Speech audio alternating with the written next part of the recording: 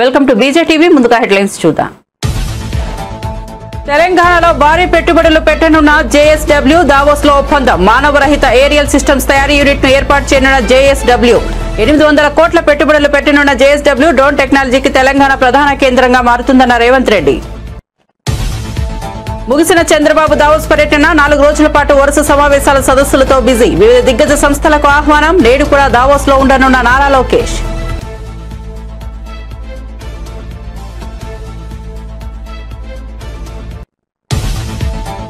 అధికారుల వల్ల చెడ్డ పేరు వస్తోంది, ప్రజల మధ్య తిరగలేకపోతున్నామన్న దానం నాగేందర్. ఆపరేషన్ రూప్ పేరుతో ఫుట్పాత్లపై అక్రమాలను తొలగిస్తున్న అధికారులు. పేదల జీవనాధారాలను ధ్వంసం చేస్తున్నారని మండిపాటు. ఫుట్పాత్ల విషయంలో ప్రభుత్వానికి చెడ్డ పేరు రావద్దనే తమ ఉద్దేశమని వ్యాఖ్య. సింగపూర్ కాన్సుల్ జనరల్ తో డిప్యూటీ సీఎం పవన్ కళ్యాణ్ సమావేశం. పవన్ క్యాంపు కార్యాలయానికి వచ్చిన సింగపూర్ దౌత్యాధికారులు పవన్ తో మర్యాదపూర్వక భేటీ. ఏపీ సింగపూర్ సంబంధాల బలోపేత దిశగా సమావేశం.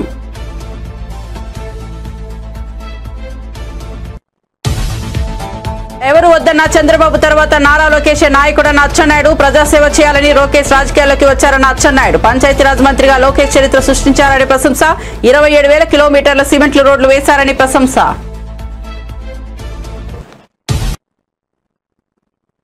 ఇక వార్త వివరాల్లోకి వెళ్తే ప్రపంచం మొత్తం ఇప్పుడు భారత్ వైపు చూస్తోందని, గ్రీన్ హైడ్రోజన్ పునరుత్పాదక ఇంధన రంగాల్లో భారత్ విశేష ప్రగతి సాధిస్తోందని సీఎం చంద్రబాబు అన్నారు. దాదాపు అన్ని టెక్ కంపెనీల సీఈఓలు భారత సంతతికి చెందిన వారని, ఈ సాంకేతిక నైపుణ్యాలు దేశానికి ప్రత్యేక గుర్తింపును తెచ్చిపెడుతున్నాయని ఆయన అభిప్రాయపడ్డారు. సాంకేతికత వల్ల ముందుగా స్వీకరించిన దేశంగా భారత్ అనేక ప్రయోజనాలను పొందుతోందని, ఇది ఆర్థిక పారిశ్రామిక అభివృద్ధికి దోహదపడుతోందని చంద్రబాబు పేర్కొన్నారు.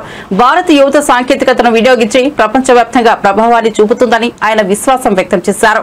భారత్ భవిష్యత్తు మరింత వెలుగుతుందనే విశ్వాసాన్ని చంద్రబాబు వ్యక్తం చేశారు. Told that you are a veteran in Davos and it's known. You are also a veteran in technology. So what kind of technology we are taking from Davos? Because India is already public digital infrastructure that are wonders like UPI, etc. are big. So what kind of technology we are taking from Davos? No, we are very happy. First time I am seeing Team India in one place. We are all talking in one voice. I have come so many times. As a matter of fact, I am the senior most to come to Davos. That is first time 1997. At that time only once in a way some ministers or not a central minister, one or two finance ministers, they used to visit. From then onwards competition has started. All chief ministers, central ministers, all of us used to visit Davos, but less recognition. I am appealing all Indians. This is the first time I am seeing well received by Davos and also well recognized Indian delegation. Everywhere Indian presence. India is moving very fast. Even Bloomberg Analytics 2028 incremental GDP growth. India will be number 1. From then onwards, unstoppable. We will grow fastest growth rate. We are able to give stability and democracy also. If you see, Vikasit Bharat, everybody is believing, they are trusting. They are working towards that. Even government of India has laid very strong principles. Environmental sustainability, that is Paris Agreement. 500 gigawatts capacity, renewable energy, they are going to add. In that I am very happy we are all competing. Even my friend is competing. 165 gigawatts capacity we are adding. We are going to add from Andhra Pradesh. Much more. Hyderabad లో ఇన్ఫోసిస్ సంస్థ భారీ విస్తరణకు ప్రణాళిక రూపొందించింది. పోచారంలోని Infosys campus లో అదనంగా 17,000 IT ఉద్యోగాలు కల్పించనున్నట్లు సంస్థ వెల్లడించింది. దావోస్ లో జరిగిన ప్రపంచ ఆర్థిక వేదిక వార్షిక సదస్సులో ఈ విషయాన్ని మంత్రి శ్రీధర్ బాబు వెల్లడించారు. ఈ సందర్భంగా మంత్రి మాట్లాడుతూ రాష్ట్ర ఆర్థిక వ్యవస్థను వృద్ధి చేసే లక్ష్యంతో అన్ని రంగాల్లో ప్రముఖ సంస్థలకు ప్రభుత్వం పూర్తి మద్దతు అందిస్తోందని తెలిపారు. ఇన్ఫోసిస్ విస్తరణతో ఐటీ రంగం మరింత బలోపేతం కావడంతో పాటు యువతకు కొన్ని అవకాశాలు లభిస్తాయని పేర్కొన్నారు. హైదరాబాద్ ఐటీ హబ్ గా మరింత అభివృద్ధి చెందుతుందనే నమ్మకాన్ని మంత్రి వ్యక్తం చేశారు.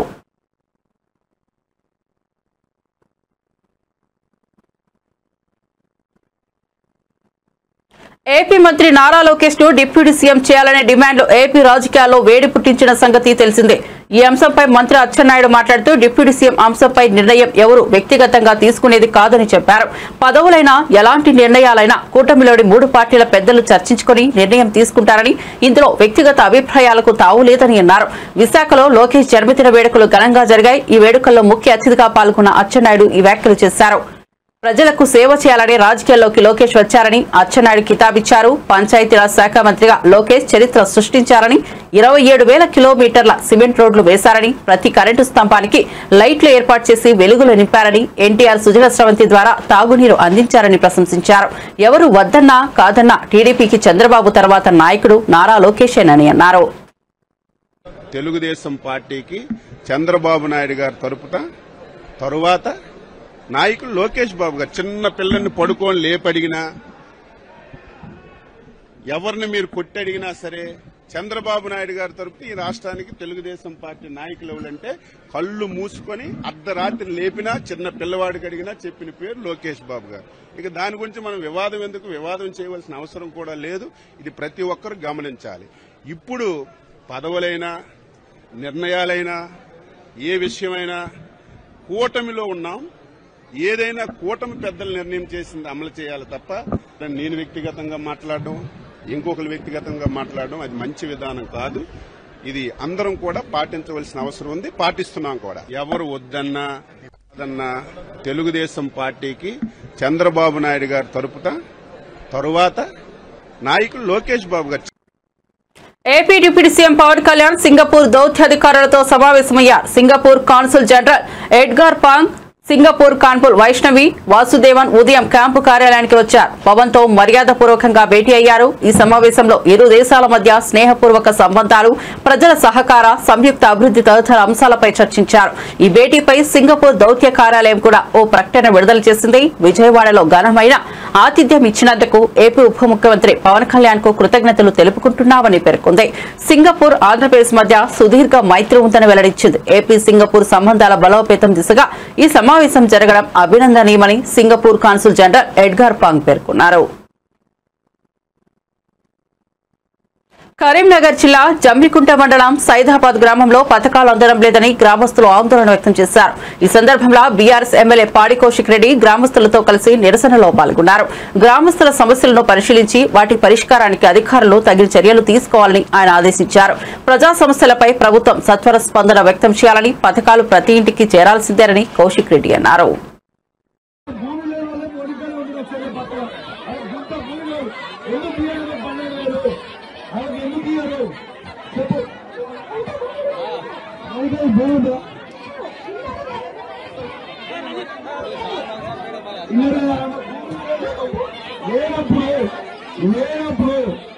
ఎంతవరకు కరెక్ట్గా పేరు ఎందుకు అవి పేరు ఎందుకు పేరు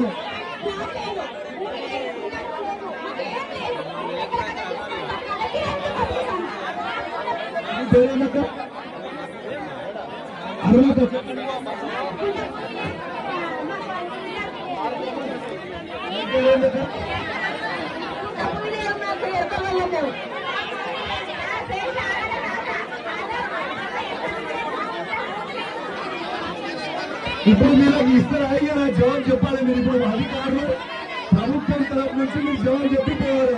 మీరు మాకు ఇస్తారా అయ్యారా? ఇప్పుడు వాళ్ళకి 12,000 ఎందుకు ఇయ్యారు? వాళ్ళ ఎవరికి గుంట భూమిలో ఎందుకు ఇయ్యారు? గుంట భూమి లేదు, వాళ్ళకి ఇల్లు లేవు, ఎందుకు ఇయ్యారు?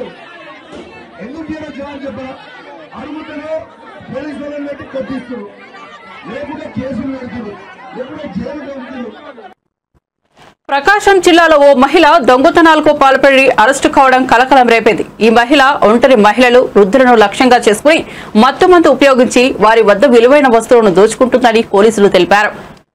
ఈ మహిళ తన కోరికను నెరవేర్చుకునేందుకు సన్నాహాలు చేస్తూ ఒంటరిగా ఉన్న వృద్ధులు, మహిళలతో స్నేహంగా ఉండాలని ప్రయత్నించింది.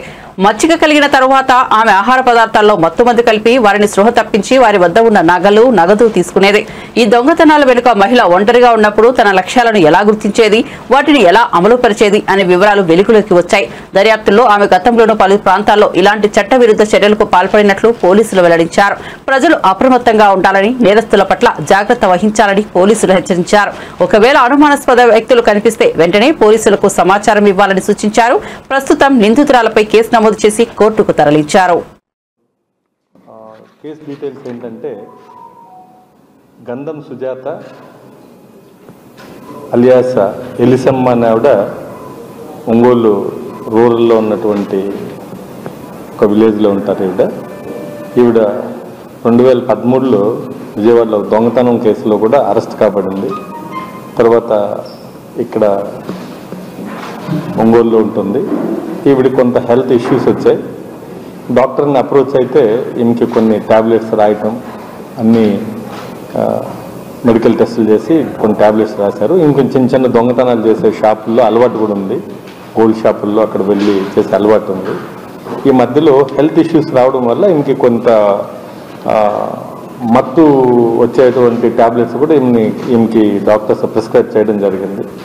సో ఈ వాడే క్రమంలో నిద్ర మాత్రలు ఈమె వేసుకోవడం వల్ల ఈ ట్యాబ్లెట్స్ వల్ల నిద్ర వస్తుందనేసి ఈమెకి బాగా ఐడియా ఉంది. కాబట్టి ఈ లోపల కొన్ని సీరియల్స్ చూసే అలవాటు కూడా ఉంది ఈవిడికి. ఈ సీరియల్ చూసే క్రమంలో ఈ నిద్ర మాత్రలు 2-3 వేస్తే బాగా మైకంగా ఉంటుంది, నిద్ర లేరు. దాదాపు ఒక 10 hours 12 hours అని చెప్పి ఈమె అవగాహన ఉంది. అలాగే ఈమె కూడా టెస్ట్ చేసుకుంది. ఆ మీద ఆవిడ టెస్ట్ చేసుకుంది. ఒకసారి 2 మాత్రలు వేసుకొని ఎంతసేపు లేమని చూసింది. సో మార్నింగ్ ఈవినింగ్ వేసుకున్న 10 నిమిషాల్లో నిద్రలోకి జారుకోవడం, అలాగే దాదాపు ఒక 12-13 hours మెలకువ రాకపోవడం. సో ఈ ట్యాబ్లెట్స్ని సెల్ఫ్గా ఈమె టెస్ట్ చేసుకుంది. ఇక్కడ నుంచి ఈవిడ ముఖ్యంగా ఒంటరి మహిళలు ఎవరుంటారో వీళ్ళని ఐడెంటిఫై చేసుకుంటుంది. ఈమె ఒంగోలు చుట్టుపక్కల ఉన్నటువంటి గ్రామాల్లో, ఈ యొక్క కాలనీస్లో ఈమెకి దూర బంధువులు కానీ ఫ్రెండ్స్ కానీ ఎవరిని ఉంటే వాళ్ళ ఇళ్ళకి వెళ్తుంది. లేదంటే ఈమె కూరగాయలు కోసే పని కూడా చేస్తుంటుంది. అలాగే పొగాకు కూడా ఏరడము, పొగాకుని గ్రేడింగ్ చేయడం, దాంట్లో ఈమెకి కొంత వర్క్ ఉంది కాబట్టి విలేజెస్ కూడా వెళ్తుంటుంది.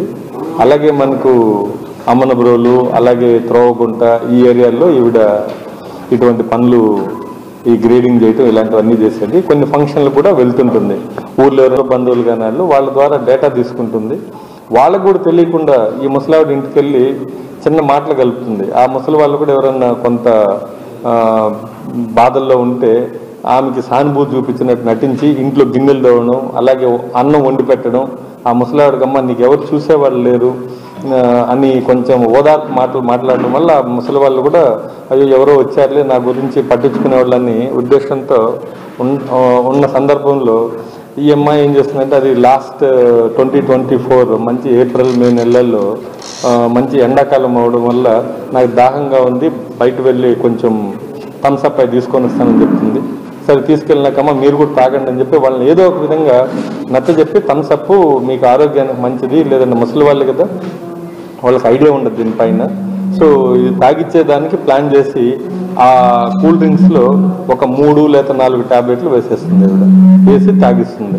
వాళ్ళు కూడా అరే ప్రేమగా తెచ్చిచ్చింది కదా అన్న ఉద్దేశంతో ఆ కూల్ డ్రింక్ కొద్దిగా తాగడంతో ఈ ట్యాబ్లెట్లు వేసినటువంటి ఈమె హెల్త్ ఇష్యూస్ కొన్నటువంటి ట్యాబ్లెట్స్ని కొంచెం ఎక్కువ మోతాదులో కొనుక్కొని దీంట్లో 3-4 ట్యాబ్లెట్స్ వేయటం, వాళ్ళు ఒక 10-15 నిమిషాల్లో నిద్రపోవటం జరుగుతుంది. సో ఒంటి మీద ఉన్నటువంటి బంగారాన్ని ఆ విధంగా ఈవిడ తీసుకెళ్ళిపోయి ఇలా కుదవబెట్టుకోవడం, అలాగే వేరే వేరే షాపులో దీన్ని మార్చి కొన్ని ఐటమ్స్గా, అలాగే కొంతమంది దగ్గర కుదవబెట్టడం, కొన్ని అమ్మడం కానీ ఇలాంటివి చేసుకొని ఈవిడ చేస్తుంటుంది. మనకు ఈ క్రమంలో ఒక మేఘా కృష్ణారెడ్డి కాంగ్రెస్ పార్టీకి బాండ్ల రూపంలో 100 కోట్ల రూపాయలు లెక్కలేనంత బ్లాక్ మనీ అందజేస్తున్నారని ప్రముఖ రాజకీయ నాయకుడు కేఏ పాల్ ఆరోపించారు. రేవంత్ రెడ్డి ప్రతిపక్షంలో ఉన్నప్పుడు మేఘా కృష్ణారెడ్డిని నిందించారని, ఇప్పుడు అదే వ్యక్తికి ప్రాజెక్టులు ఎలా ఇచ్చారని ప్రశ్నించారు. ముఖ్యంగా కాళేశ్వరం ప్రాజెక్టులో రోజు విమర్శలు చేసిన రేవంత్ రెడ్డి, కోమిటిరెడ్డి వెంకటరెడ్డి, ఉత్తమ్ కుమార్ రెడ్డిలో 15,000 కోట్ల ప్రాజెక్టులు మేఘాకు ఎలా కట్టబెట్టారని కేఏ పాల్ మండిపడ్డారు. ఇటీవల కాంగ్రెస్ పార్టీ ఎన్నికల విజయానికి 4,000 కోట్లు ఖర్చయ్యాయని, ఆ డబ్బులు ఎక్కడి నుంచి వచ్చాయో త్వరలోనే ఆధారాలతో బయట పెడతానని కేఏ పాల్ ప్రకటించారు. ఏ రేవంత్ రెడ్డి అయితే 10 సంవత్సరాల కేసీఆర్ పాలనలో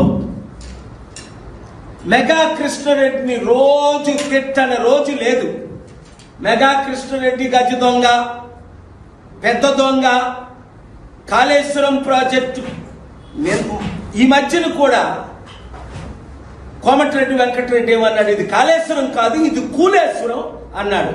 ఉత్తమ్ కుమార్ రెడ్డి ఏమన్నాడు, కాళేశ్వరం మేము మూసేసామన్నాడు.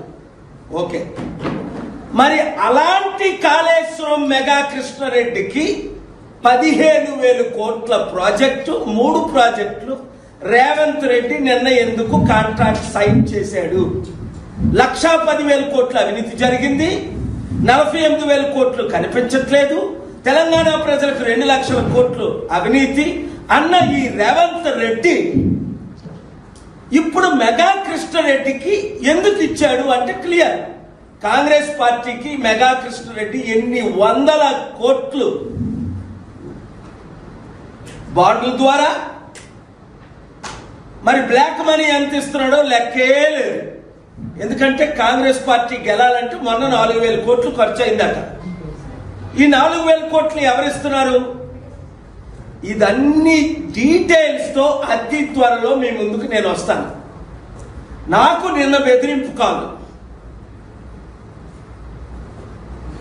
మేము పెట్టింది ఫేస్బుక్ లో నుంచి తీసేమని, మెగా కృష్ణారెడ్డి గురించి మేము చేసి తీసేమని. ఇప్పుడు తిరుపతిలో తెలుగుదేశం పార్టీ జాతీయ ప్రధాన కార్యదర్శి నారా లోకేష్ జన్మదిన వేడుకలను ఘనంగా నిర్వహించారు. ఈ సందర్భంగా యూనివర్సిటీ విద్యార్థి సంఘం నాయకులు ప్రత్యేకంగా బ్లడ్ క్యాంప్ కార్యక్రమాన్ని ఏర్పాటు చేశారు. ఈ కార్యక్రమానికి పెద్ద సంఖ్యలో విద్యార్థులు, పార్టీ కార్యకర్తలు హాజరయ్యారు. బ్లడ్ క్యాంప్ ద్వారా సేకరించిన రక్తాన్ని స్థానిక రక్తనిధి కేంద్రానికి అందజేశారు. విద్యార్థి నాయకులు మాట్లాడుతూ నారా లోకేష్ ప్రజాసేవకు, యువత అభివృద్ధికి పెద్దపీట వేస్తూ అందరికీ ఆదర్శంగా నిలుస్తోందన్నారు. ఆయన జన్మదిన వేడుకలను సేవా కార్యక్రమాలతో నిర్వహించడం ఆనందంగా ఉందని తెలిపారు. అడ్మినిస్ట్రేషన్ బిల్డింగ్ నుంచి వచ్చి గోల్డెన్ ఆర్చ్ వద్ద కేక్ కట్ చేసి లోకేష్ గారికి జన్మదిన శుభాకాంక్షలు తెలియజేయడం జరిగింది.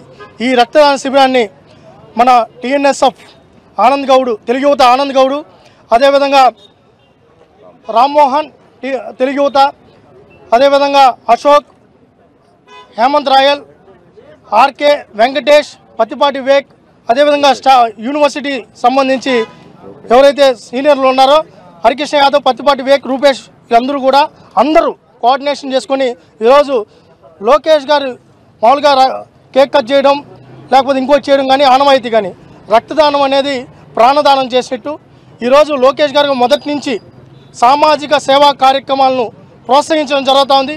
దాంట్లో భాగంగానే విద్యార్థి నాయకులుగా రక్తదానాన్ని చేసి ఈరోజు ప్రాణాలు కాపాడాలన్న మంచి ఆలోచనతో ముందుకు వచ్చారు. వాళ్ళందరికీ కూడా అభినందనలు తెలియజేసుకుంటూ ఈరోజు మా కోసం, రాష్ట్ర భవిష్యత్తు కోసం, యువత కోసం దావోస్లో గడ్డగట్టిన చలిలో పరిశ్రమలు తీసుకురావడానికి ఆయన కష్టపడుతున్నారు. ఆయనకు ఈ రాష్ట్ర యువత, విద్యార్థులు వాళ్ళ యొక్క అభిమానం, ఆయనకు ఆశీర్వాదం. ఆయన ఈ రాష్ట్రాన్ని పాలించాలి, ఈ రాష్ట్రానికి ఆయన మంచి చేయాలని మనస్ఫూర్తిగా కోరుకుంటూ నారా లోకేష్ గారికి ఎస్వి యూనివర్సిటీ టీఎన్ఎస్ఎఫ్ పక్షాన జన్మదిన శుభాకాంక్షలు తెలియజేసుకున్నాం. ఈరోజు యువగలం రథసారథి, రాష్ట్ర భవిష్యత్తు కోసం, యువత భవిత కోసం ఎంతగానో కృషి చేసినటువంటి తెలుగుదేశం పార్టీ జాతీయ ప్రధాన కార్యదర్శి నారా లోకేష్ బాబు గారి పుట్టినరోజు సందర్భంగా ఎస్వి యూనివర్సిటీ వేదికలో ఈరోజు కేక్ కటింగ్, అదేవిధంగా బ్లడ్ డొనేషన్ క్యాంపు నిర్వహించడం జరిగింది. నారా లోకేష్ బాబు గారు ఈ రాష్ట్రం కోసం, ఈ రాష్ట్రంలో ఉన్నటువంటి యువత కోసం, విద్యార్థుల కోసం, మహిళల కోసం, ఈ రాష్ట్ర ప్రజల సంక్షేమం కోసం అనేక కార్యక్రమాలు చేసి రాష్ట్ర భవిష్యత్తే తన ధ్యేయంగా పెట్టుకొని ఈరోజు నిరంతరం శ్రమిస్తున్నారు.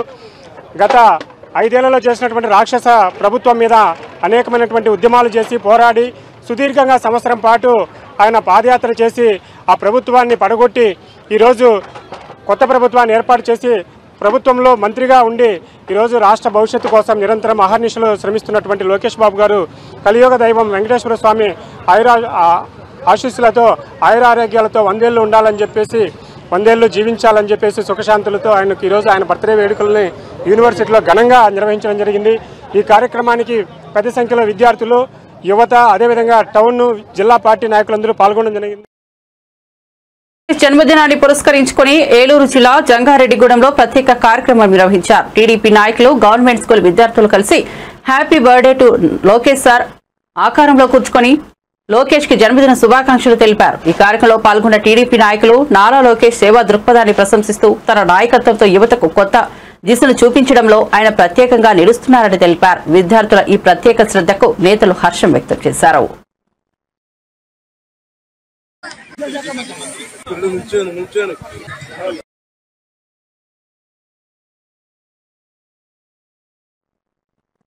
హైదరాబాద్ లో ఫుట్పాత్ ఆక్రమణల కూల్చివేతలపై ఎమ్మెల్యే దానం నాగేందర్ ఆగ్రహం వ్యక్తం చేశారు. ఎలాంటి నోటీసులు ఇవ్వకుండా జీహెచ్ఎంసీ అధికారులు కూల్చివేతలకు పాల్పడుతున్నారని మండిపడ్డారు. పేదల జీవనాధారాలను ధ్వంసం చేస్తున్నారని అన్నారు.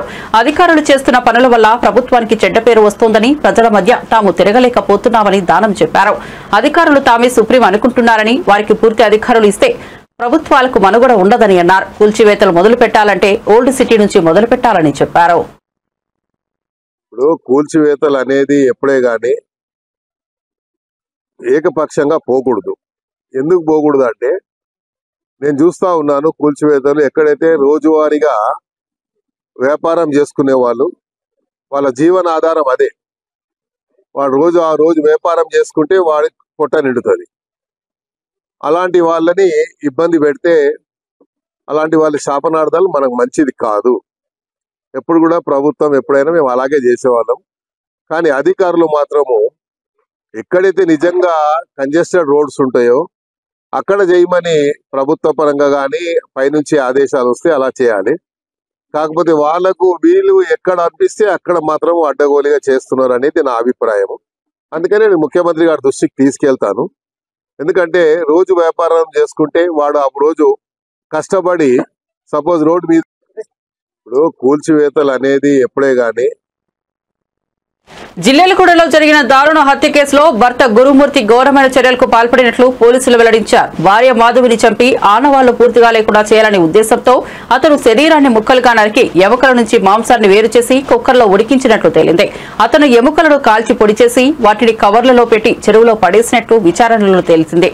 హత్యకు ముందు ప్రాక్టీస్ కోసం ఓ కుక్కర్ను చంపినట్లు సమాచారం బయటపడింది. ఈ సంఘటన స్థానికులను దిగ్భ్రాంతికి గురిచేసింది. పోలీసులు మరిన్ని ఆధారాలు సేకరిస్తూ కేసును విచారిస్తున్నారు. ఈ ఘటన హృదయ విదారకరమని ప్రజలు తమ ఆవేదన వ్యక్తం చేశారు.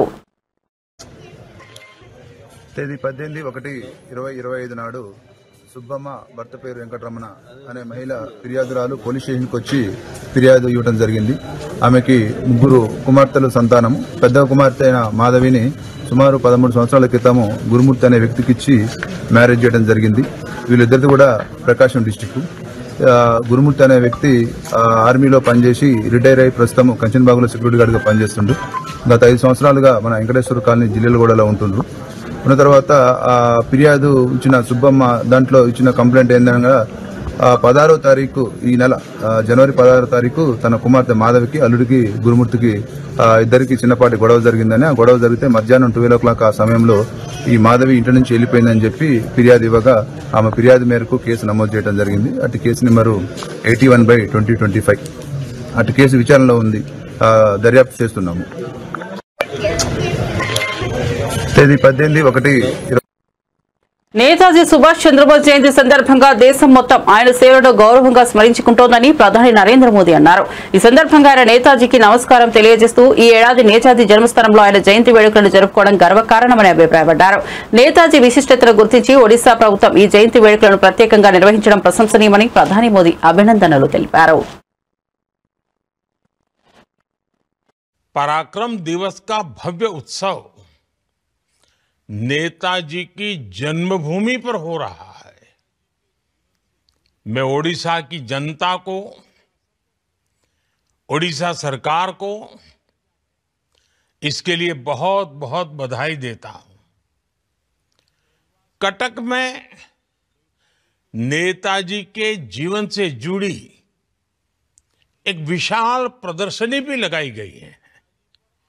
इस प्रदर्शनी में नेताजी के जीवन से जुड़ी अनेक विरासतों को एक साथ सहेजा गया है। कई चित्रकारों ने कैनवास पर नेताजी के जीवन प्रसंग की तस्वीरें उकेरी हैं।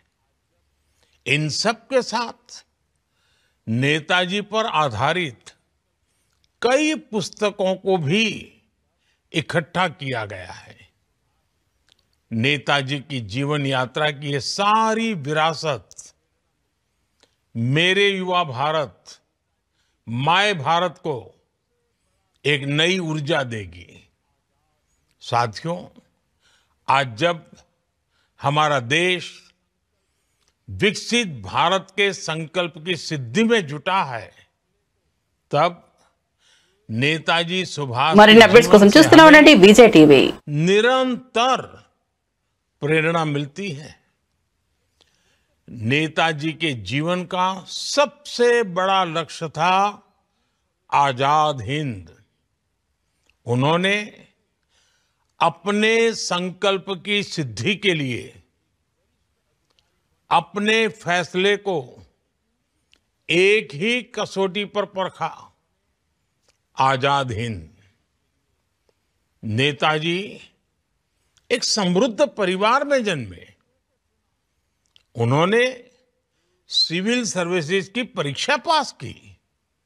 वो चाहते तो अंग्रेजी शासन में एक वरिष्ठ अधिकारी बनकर आराम की जिंदगी जीते, लेकिन उन्होंने आजादी के लिए कष्टों को चुना,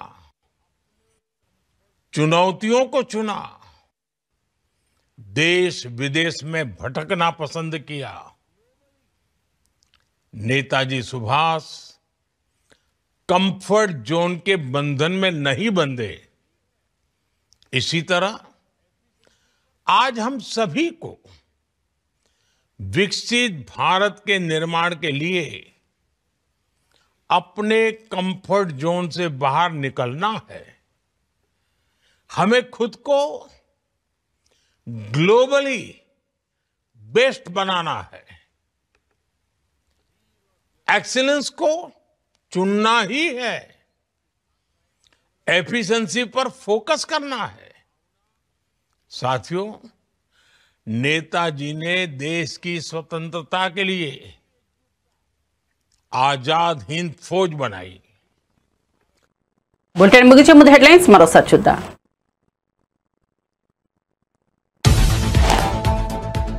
తెలంగాణలో భారీ పెట్టుబడులు పెట్టనున్న జేఎస్డబ్ల్యూ దావోస్ లో ఒప్పందం. మానవరహిత ఏరియల్ సిస్టమ్స్ తయారీ యూనిట్ ఏర్పాటు చేయనున్న జేఎస్డబ్ల్యూ. 800 కోట్ల పెట్టుబడులు పెట్టనున్న జేఎస్డబ్ల్యూ డ్రోన్ టెక్నాలజీకి తెలంగాణ ప్రధాన కేంద్రంగా మారుతుందన్న రేవంత్ రెడ్డి. ముగిసిన చంద్రబాబు దావోస్ పర్యటన 4 రోజుల పాటు వరుస సమావేశాలు, సదస్సులతో బిజీ. వివిధ దిగ్గజ సంస్థలకు ఆహ్వానం. నేడు కూడా దావోస్ లో ఉండనున్న Nara Lokesh.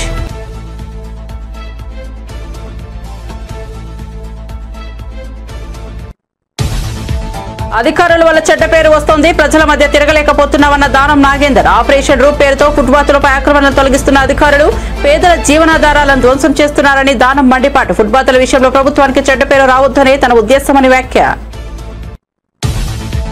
Singapore consul general తో డిప్యూటీ సీఎం పవన్ కళ్యాణ్ సమావేశం. పవన్ క్యాంపు కార్యాలయానికి వచ్చిన సింగపూర్ దౌత్యాధికారులు పవన్ తో మర్యాదపూర్వక భేటీ. ఏపీ సింగపూర్ సంబంధాల బలోపేతంగా దిశగా సమావేశం.